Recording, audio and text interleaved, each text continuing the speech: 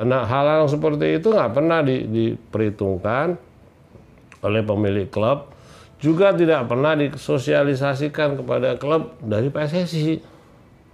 Jadi orang seperti Raffi, menurut gue itu cepat atau lambat dibohongin. Yang mau serius membangun bola itu harus mencontoh orang seperti Saiful. Di Kota Pati lagi, yang fasilitas transportasi publik masih minim.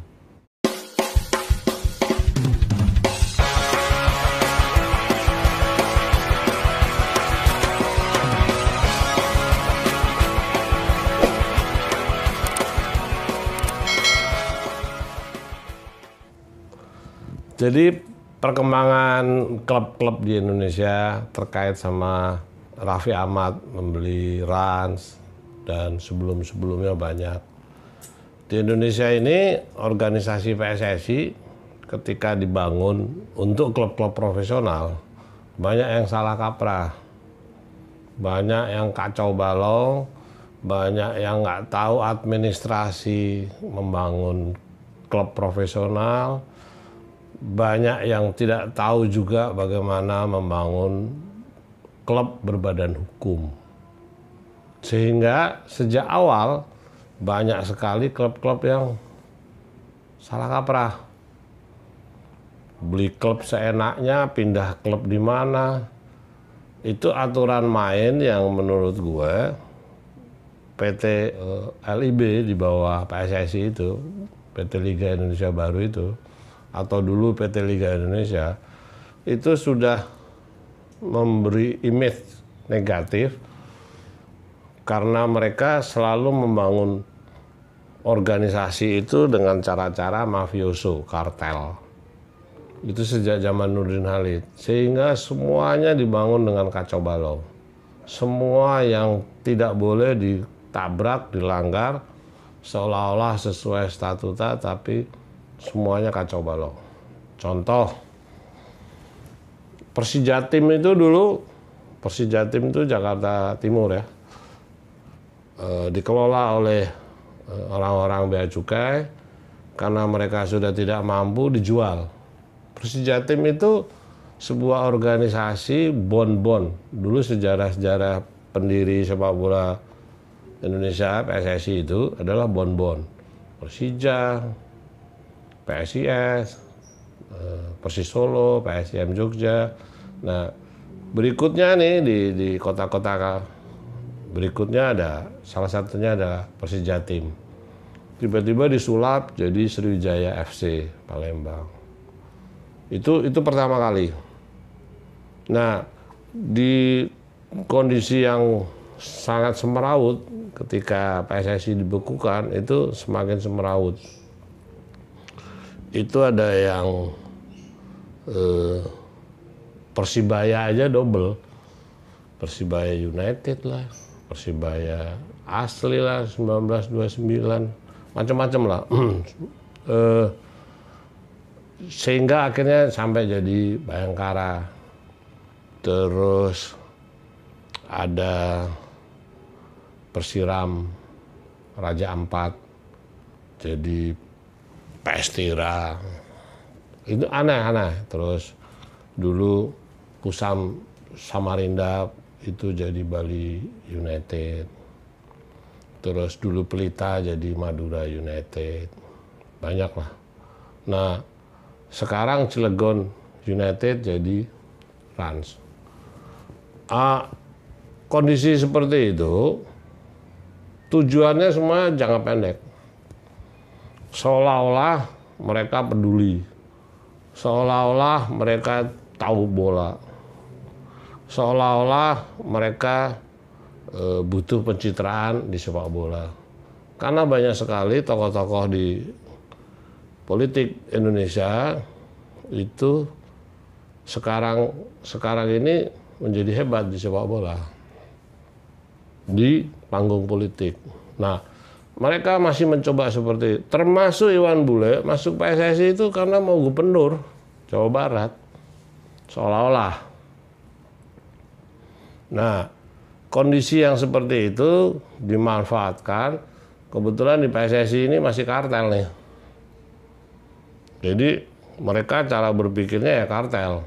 Kebetulan di situ sekarang gembongnya itu Peter Tanuri, pemilik Bali United. Mereka mencoba mencari, bercokol di mana-mana, dekat dengan orang-orang pemerintah, termasuk anaknya Jokowi dimasukin di situ. Sekarang dia mencoba sama artis-artis yang sedang terkenal gitu ya, mencoba masuk ke sepak bola. Sebetulnya kayak Rans sekarang pusing nih, mereka mau berhome base di mana, mereka nanti legalitasnya dengan Cilegon United seperti apa. Banyak, termasuk sebelum Rans itu ada Dewa United. Dewa United itu dulu Martapura FC. Mainnya di Martapura. Sekarang dipindah di Tangerang menjadi Dewa United. Hal-hal yang seperti ini yang selalu mewarnai sepak bola nasional. Sementara orang-orang yang peduli membangun sepak bola dengan benar tidak terekspos dengan benar. Contoh, ada namanya Saiful. Dia juga beli klub. Dulu PSG Jember itu Liga 3. Terus masuk terus jadi pindah ke PSG Gresik. Sekarang PSG Pati. Pada saat Saiful ini membeli PSG Pati, dia membangun training center, home base untuk pembinaan sepak bola. Dia membangun 5 stadion, ada stadion yang reguler ya, internasional, ada futsal, ada lapangan pasir, ada lapangan sintetis, ada mes, ada bungalow. Banyak sekali dibangun di situ, nah, yang tidak terekspos sampai hari ini. Menurut gua, yang mau serius membangun bola itu harus mencontoh orang seperti Saiful. Di Kota Pati lagi, yang fasilitas transportasi publik masih minim. Artinya kalau sekarang dia PSG Pati ini ada di Liga 2, jangan bermimpi mau segera mau masuk ke Liga 1. Karena nanti syarat-syaratnya berat sekali. Stadion di Pati seperti apa? Transportasi Pati dari Semarang ke Pati itu seperti apa? Ada jalan tol atau tidak? Nah, hal-hal seperti itu nggak pernah diperhitungkan oleh pemilik klub, juga tidak pernah disosialisasikan kepada klub dari PSSI. Jadi orang seperti Raffi, menurut gue itu cepat atau lambat dibohongin. Cepat atau lambat dibohongin kalau dia ikut cara berpikir kartelnya PSSI. Karena kartelnya PSSI saat ini cara berpikirnya adalah IPO. Dia punya klub, habis itu dia jualan ke bursa saham. Nah, sementara klub-klub seperti Rans atau Dewa United itu nggak mungkin tiba-tiba nanti tahun depan dia ke bursa saham. Nah, siapa yang memberi informasi bahwa kalau punya klub itu nanti bisa seperti kayak Bali United? Nggak ada jaminan. Nggak ada yang jamin. Nah, yang membujuk itu siapa? Ya pasti Peter Tanuri lah. Sampai Raffi masuk ke kartel sekarang gitu. Padahal dasar-dasar syarat-syarat membangun klub itu Rans tidak punya. Home base nggak punya, akademi nggak punya, klub-klub di bawah pembinaannya nggak ada, nggak dipikirin. Sementara PSG sekarang bikin itu, yang wanita pun ada di Pati. Bahkan tim nasional wanita ya, itu berlatih, berhome base ada di Pati. Sampai seperti itu fasilitasnya. Diuntungkan PSG ketika dia punya fasilitas lengkap internasional, ya kan? Itu siapa saja mau pelatnas di sana. Kira-kira seperti itu. Nah, feeling gue nih gitu, Raffi Ahmad cepat atau lambat pasti ditipu dan dibohongin, dan sampai kapanpun juga nggak tahu sepak bola itu apa. Kenapa skeptis seperti itu, Pak? Karena dia tiba-tiba sudah bicara mau bikin stadion. Menurut gue,